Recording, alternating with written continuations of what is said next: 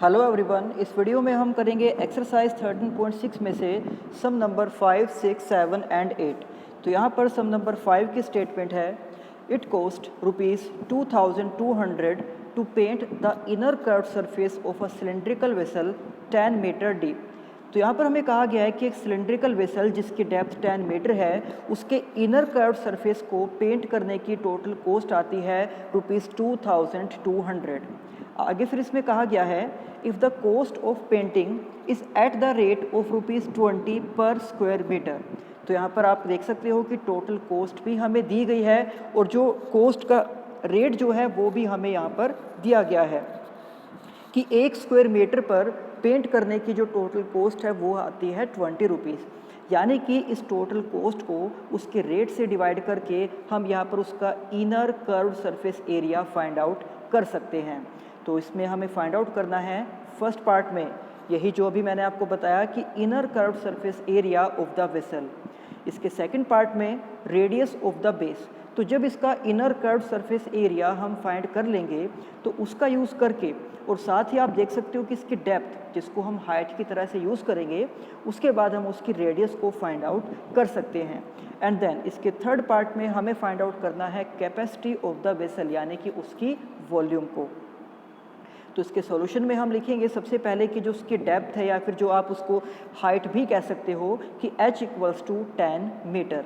Now inner curved surface area, तो उसका inner curved surface area find out करने के लिए हम यहाँ पर टोटल कॉस्ट को उस रेट से डिवाइड कर देंगे। तो 2200 को 20 से डिवाइड करने के बाद हमारे पास उसका इनर CSA यानी कि इनर कर्व सरफेस एरिया आ जाएगा 110 स्क्वायर मीटर, और उसके फर्स्ट पार्ट में यही हमें फाइंड आउट करना था। और सिलेंडर के इनर कर्व सरफेस एरिया का फॉर्मूला होता है 2πRh, यानी कि अब हम इसको 2πRh से कंपेयर कर सकते हैं। सो इसके सेकंड पार्ट में we have 2πRh equals to 110। यहाँ पर 2 को एज इट इज़, पाई की जगह पर 22/7, आर की जगह पर आर ही हमने पुट किया है क्योंकि रेडियस को हमें फाइंड आउट करना है, और एच की वैल्यू हमें स्टेटमेंट में ही दी गई थी 10। दैट मीन्स कि इस आर को फाइंड आउट करने के लिए हमें 7 को 110 से मल्टीप्लाई करना होगा एंड 2 और 22 और 10 से उसको डिवाइड करना होगा। तो आप यहाँ पर देख सकते हो कि r इक्वल्स टू 110, यहाँ पर आपको साइन लगाना है मल्टीप्लाई का, उसके डिवाइड में 2, फिर से आपको साइन यूज़ करना है मल्टीप्लाई का, देन 22 एंड फिर से आपको यहाँ पर साइन यूज़ करना है इसमें मल्टीप्लाई का। तो इसको सोल्व करने के लिए सबसे पहले आप देख सकते हो कि यहाँ पर 0 से ये 0 कैंसिल आउट हो जाएगी। देन 11 से 22 को हम डिवाइड कर सकते हैं 2 पर। तो न्यूमरेटर में हमारे पास आ गया है 7 और डिनोमिनेटर में हमारे पास ये है 2 और 2 यानी कि 4। तो 7 को 4 से डिवाइड करने के बाद उस सिलेंड्रिकल वेसल की रेडियस हमारे पास आ जाएगी 1.75 मीटर। अब इसी के थर्ड पार्ट में हमें कहा गया था कि उसकी कैपेसिटी यानी कि उसकी वॉल्यूम को भी फाइंड आउट करना है, जिसके लिए हम फॉर्मूला यूज़ करेंगे πr²h। तो पाई की जगह पर 22/7, रेडियस जो अभी हमने फाइंड आउट की है 1.75, और जो उसकी h हमें स्टेटमेंट में ही दी गई थी वो है 10। तो अब यहाँ पर हम इसको सोल्व करेंगे। तो 7 से 1.75 को आप डिवाइड कर सकते हो 2.5 पर। इसके बाद 22 एंड 2.5, 1.75 एंड 10, इन सभी को मल्टीप्लाई करने के बाद जो प्रोडक्ट इनका आएगा वो होगा 96.25 क्यूबिक मीटर।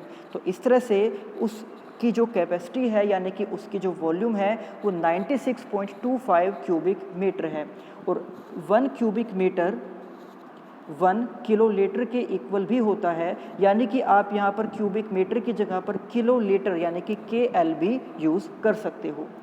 इसके बाद सम नंबर 6, जिसकी स्टेटमेंट हमें दी गई है, the capacity of a closed cylindrical vessel of height 1 metre is 15.4 litres. तो यहाँ पर एक क्लोज्ड सिलेंड्रिकल वेसल है जिसकी हाइट है 1 मीटर और उसकी जो कैपेसिटी है वो है 15.4 लीटर्स।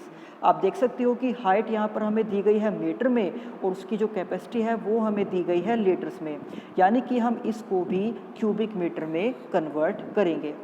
इसके बाद आगे हमें कहा गया है कि how many square metres of metal sheet would be needed to make it. तो उस क्लोज्ड सिलिंड्रिकल वेसल को बनाने के लिए कितनी मेटल शीट की रिक्वायरमेंट होगी, ये हमें फाइंड आउट करना है।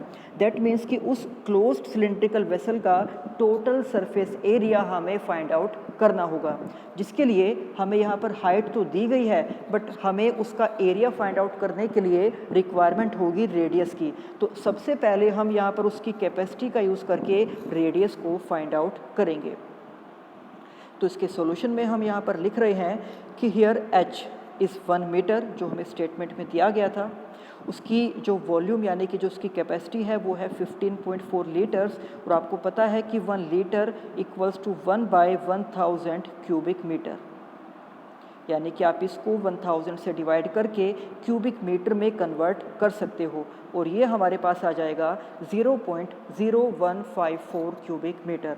देन सिलेंडर के वॉल्यूम का फॉर्मूला होता है पाई आर स्क्वायर एच। तो अब हम इसको इस फॉर्मूले से कंपेयर कर सकते हैं।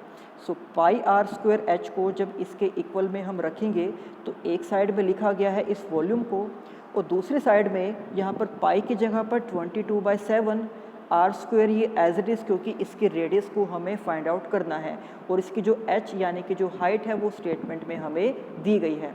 तो इस आर स्क्वायर की वैल्यू को फाइंड आउट करने के लिए आप 22/7 को जब 1 से मल्टीप्लाई करोगे तो वो 22/7 ही आ जाएगा। तो अब इस 7 को हम इससे मल्टीप्लाई करेंगे और 22 से हम इसको डिवाइड करेंगे, यानी कि r square equals to 0.0154 multiply 7 and divided by 22। तो अगर आप इस डेसिमल को हटाना चाहते हो तो आप देख सकते हो कि डेसिमल के बाद यहाँ पर 4 डिजिट्स हैं। दैट मीन्स कि आप यहाँ पर डेसिमल को रिमूव करके इसके डिवाइड में 10,000 को लिख सकते हो। अब इसके बाद 22 से 154 को जो हम डिवाइड कर सकते हैं 7 पर, देन 7 × 7 इज़ 49, और 49 के डिवाइड में क्योंकि यहाँ पर 10,000 है तो अब इसको हम डेसिमल में कन्वर्ट करने के लिए लिख सकते हैं 0.0049, और ये उस आर का स्क्वायर है। तो इस स्क्वायर को जब हम यहाँ पर रूट की फॉर्म में लेकर आएंगे और इसका स्क्वायर रूट करेंगे तो इसका स्क्वायर रूट हो जाएगा 0.07 मीटर। या फिर जैसे कि हमारे पास फ्रैक्शन में जब ये आया था कि 49 डिवाइड बाय 10,000, तो अगर हम इसका भी स्क्वायर रूट करते हैं तो 49 का स्क्वायर रूट 7 और 10,000 का स्क्वायर रूट 100, और इसको भी हम 0.07 लिख सकते हैं। तो इस तरह से उस सिलेंडर की रेडियस हमारे पास आ गई है 0.07 मीटर।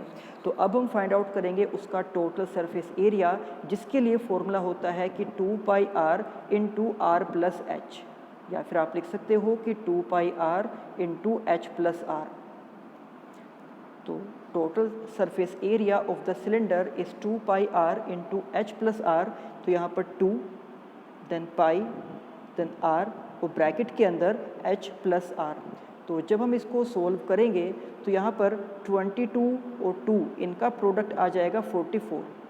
7 से 0.07 को हम डिवाइड कर सकते हैं 0.01 पर, और इन दोनों को ऐड करके हमारे पास आ जाएगा 1.07। देन जब हम इन तीनों को मल्टीप्लाई करेंगे तो इनका प्रोडक्ट होगा 0.4708 स्क्वायर मीटर। तो इस तरह से अब हम ये कह सकते हैं कि उस सिलेंडर को बनाने के लिए इतने मेटल शीट की रिक्वायरमेंट होगी। देन सम नंबर 7, जिसकी स्टेटमेंट है a lead pencil consist of a cylinder of wood with a solid cylinder of graphite filled in the interior। तो यहाँ पर कहा गया है कि एक पेंसिल है जो चारों तरफ से लकड़ी से बनी हुई है सिलेंडर की शेप में, और उसके अंदर सिलेंडर की शेप का ही ग्रेफाइट भरा हुआ है। आप इसको डायग्राम से इस तरह से भी समझ सकते हो कि उसके बीच का पार्ट है जो कि ग्रेफाइट से बना हुआ है, और ये उसके बाहर का पार्ट है जो कि लकड़ी से यानी कि वुड से बना हुआ है। और आपको याद होगा कि 13.6 एक्सरसाइज में ही इस तरह का हम एक पहले भी कर चुके हैं, वुडन पाइप वाला यानी कि लकड़ी के पाइप वाला, जहाँ पर हमें उस लकड़ी के मास को कैलकुलेट करना था, जिसके लिए हमने उसके आउटर वॉल्यूम में से इनर वॉल्यूम को माइनस किया था। तो अब यहाँ पर ये जो चारों तरफ का पार्ट है यानी कि ये वाला पोर्शन लकड़ी से बना हुआ है, लेकिन ये बीच वाला पार्ट ये ग्रेफाइट से भरा हुआ है। तो इसके आगे हमें यहाँ पर कहा गया है the diameter of the pencil is 7 millimetre and the diameter of the graphite is 1 millimetre. तो आप इसको ऐसे भी समझ सकते हो कि जो उसका आउटर डायमीटर है वो 7 मिलीमीटर है और जो उसका इनर डायमीटर है वो 1 मिलीमीटर है। आगे इसमें कहा गया है कि if the length of the pencil is 14 centimetre, कि अगर उस पेंसिल की लेंथ 14 सेंटीमीटर है, so find the volume of the would. तो एक हमें उस लकड़ी की वॉल्यूम को फाइंड आउट करना है और उसी के साथ साथ हमें उस ग्रेफाइट की वॉल्यूम को भी फाइंड आउट करना है। सो एच यानी कि जो हमें पेंसिल की लेंथ दी गई थी उसको हम यहाँ पर सिलेंडर की हाइट की तरह से यूज़ करेंगे। So h equals to 14 centimetre. Now radius of the pencil, जो उसकी आउटर रेडियस है, तो हम यहाँ पर उसके डायमीटर को 2 से डिवाइड करके उसकी आउटर रेडियस को लिख सकते हैं 0.35 सेंटीमीटर। आप देख सकते हो कि यहाँ पर है 7/2 मिलीमीटर, यानी कि हमें यहाँ पर मिलीमीटर को सेंटीमीटर में भी कन्वर्ट करना होगा और 1 मिलीमीटर को सेंटीमीटर में कन्वर्ट करने के लिए हम उसको 10 से डिवाइड कर देते हैं। और यहाँ पर हमने इसको सेंटीमीटर में इसलिए कन्वर्ट किया क्योंकि आप देख सकते हो कि उसकी हाइट सेंटीमीटर में दी गई है, तो इसलिए उसकी रेडियस को भी सेंटीमीटर में ही कन्वर्ट करना ज़रूरी है। तो जब हम 7/2 को सोल्व करेंगे तो ये हमारे पास आ जाएगा 3.5 मिलीमीटर। बट इस 3.5 मिलीमीटर को सेंटीमीटर में कन्वर्ट करने के लिए हम इसको 10 से डिवाइड कर देंगे और 10 से डिवाइड करके ये कन्वर्ट हो जाएगा सेंटीमीटर में और 3.5/10 को हम लिख सकते हैं 0.35 सेंटीमीटर, इस तरह से। और जो उसकी इनर रेडियस है यानी कि जो ग्रेफाइट की रेडियस है उसके लिए हम यहाँ पर 1 को डिवाइड करेंगे 2 से और ये हमारे पास आ जाएगा 0.5 मिलीमीटर। और इसको भी सेंटीमीटर में कन्वर्ट करने के लिए हम डिवाइड करेंगे 10 से और ये अब सेंटीमीटर में कन्वर्ट हो जाएगा, जिसको हम लिख सकते हैं अब 0.05 centimetre. So volume of the graphite, तो जब हम वॉल्यूम ऑफ द ग्रेफाइट को फाइंड आउट करेंगे तो हमें केवल उसके इनर डायमेंशंस को ही यूज़ करना होगा, जिसके लिए उसकी रेडियस है 0.05 एंड उसकी हाइट है 14 सेंटीमीटर। सो πr²h का फॉर्मूला अप्लाई करते हुए हम ग्रेफाइट के वॉल्यूम को यहाँ पर फाइंड आउट कर सकते हैं, πr² एंड h। तो इनको सोल्व करने के लिए हम यहाँ पर 7 से 14 को डिवाइड करेंगे 2 पर, तो 22, 0.05, 0.05 एंड 2, इन चारों को हम मल्टीप्लाई करेंगे और इन सभी का प्रोडक्ट आ जाएगा 0.11 क्यूबिक सेंटीमीटर, यानी कि जो उस वॉल्यूम जो ग्रेफाइट का वॉल्यूम है वो 0.11 क्यूबिक सेंटीमीटर है। उसके बाद उस लकड़ी का यानी कि वुड का वॉल्यूम फाइंड आउट करने के लिए हम यहाँ पर उसके आउटर वॉल्यूम में से उसके इनर वॉल्यूम को माइनस कर देंगे, जिसके लिए हम यहाँ से पाई को कॉमन ले सकते हैं। आउटर वॉल्यूम को हम लिखेंगे πr²h और इनर वॉल्यूम को πr²h। आप देख सकते हो कि h को दोनों में सेम रखना है, क्योंकि अगर हम उसके इनर लेंथ की बात करें या आउटर लेंथ की बात करें तो वो दोनों सेम होगी, बट रेडियस दोनों डिफरेंट हैं। तो इसके लिए हमने आउटर रेडियस को कैपिटल R और जो इनर रेडियस है उसको स्मॉल r से रिप्रेजेंट किया है। तो अब हम यहाँ से पाई को और h को जब कॉमन लेंगे तो ब्रैकेट के अंदर हमारे पास बचेगा r² माइनस r², इस तरह से। तो इसमें जब हम वैल्यूज़ को पुट करेंगे तो यहाँ पर पाई की जगह पर 22/7, कैपिटल R यानी 0.35, स्मॉल r 0.05 और जो h है वो है 14। तो इसको सोल्व करने के लिए अब यहाँ पर हम यूज़ करेंगे आइडेंटिटी का a² माइनस b², जो इक्वल होती है a plus b into a minus b। तो इस तरह से हम एक बार 0.35 एंड 0.05 को ऐड करेंगे और एक बार हम इन दोनों को सब्ट्रैक्ट करेंगे।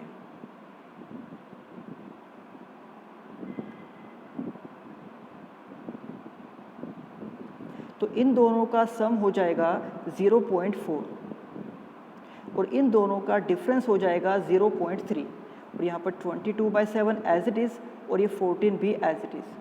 तो जब हम इसको सोल्व करेंगे यहाँ 7 से 14 डिवाइड हो जाएगा 2 पर, तो हम 22 0.4, 0.3 एंड 2 को मल्टीप्लाई करेंगे तो इन सभी का प्रोडक्ट आ जाएगा 5.28 क्यूबिक सेंटीमीटर। तो अब हम लिख सकते हैं hence volume of the wood is 5.28 cubic centimeter and volume of the graphite is 0.11 cubic centimeter।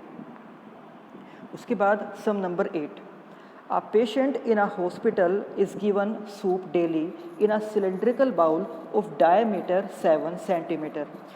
किसी हॉस्पिटल के अंदर जो पेशेंट्स हैं वहाँ पर उनको डेली एक सिलेंड्रिकल बाउल में सूप दिया जाता है जिसका डायमीटर है 7 सेंटीमीटर। आगे इसमें कहा गया है if the bowl is filled with soup to a height of 4 centimetre, और उस बाउल के अंदर सूप को 4 सेंटीमीटर हाइट तक फिल किया जाता है। तो अब आगे हमें ये बताना है कि how much soup the hospital has to prepare daily to serve 250 patients. तो 250 पेशेंट्स को सर्व करने के लिए कितना सूप तैयार करना होगा।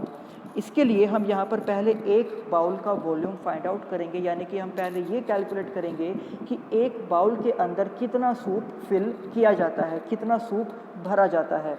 देन उसी को हम मल्टीप्लाई कर देंगे 250 से। तो इसके लिए हमें यहाँ पर डायमीटर दिया गया था 7 सेंटीमीटर, जिसको 2 से डिवाइड करके हम उसके रेडियस को निकाल सकते हैं। तो 7/2 यानी कि 3.5, और हमें कहा गया था कि बाउल के अंदर सूप को 4 सेंटीमीटर हाइट तक फिल किया जाता है, सो हाइट इज़ 4 सेंटीमीटर। तो अब उसके वॉल्यूम के लिए हम फॉर्मूला यूज़ करेंगे पाई r²h, यहाँ पर पाई देन आर का स्क्वायर है तो इसलिए उसको 2 टाइम्स हमने लिखा है, और h। तो जब इसको सोल्व किया जाएगा हम यहाँ 7 से 3.5 को डिवाइड कर सकते हैं 0.5 पर। फिर हम यहाँ पर मल्टीप्लाई करेंगे 22, 0.5, 3.5 एंड 4, तो इन चारों का प्रोडक्ट हो जाएगा 154 क्यूबिक सेंटीमीटर। यानी कि हम ये कह सकते हैं कि एक बाउल के अंदर इतना सूप भरा जाता है, और उस हॉस्पिटल के अंदर टोटल 250 पेशेंट्स हैं। So soup consumed by 250 patients per day, यानी कि जो 250 पेशेंट वहाँ हॉस्पिटल के अंदर हैं उनके लिए कितना सूप हमें प्रिपेयर करना होगा, वो डेली कितना सूप कंज्यूम करते हैं। तो इसके लिए हम 154 को 250 से मल्टीप्लाई कर देंगे और हमारे पास इसका आंसर आ जाएगा 38,500 क्यूबिक सेंटीमीटर। तो यानी कि उस हॉस्पिटल को इतना सूप डेली प्रिपेयर करना होगा, और यही इस सम में हमें फाइंड आउट करना था। तो ये थे एक्सरसाइज 13.6 के सम नंबर 5, 6, 7 एंड 8, और इसी के साथ हमने इस एक्सरसाइज को कंप्लीट कर लिया है।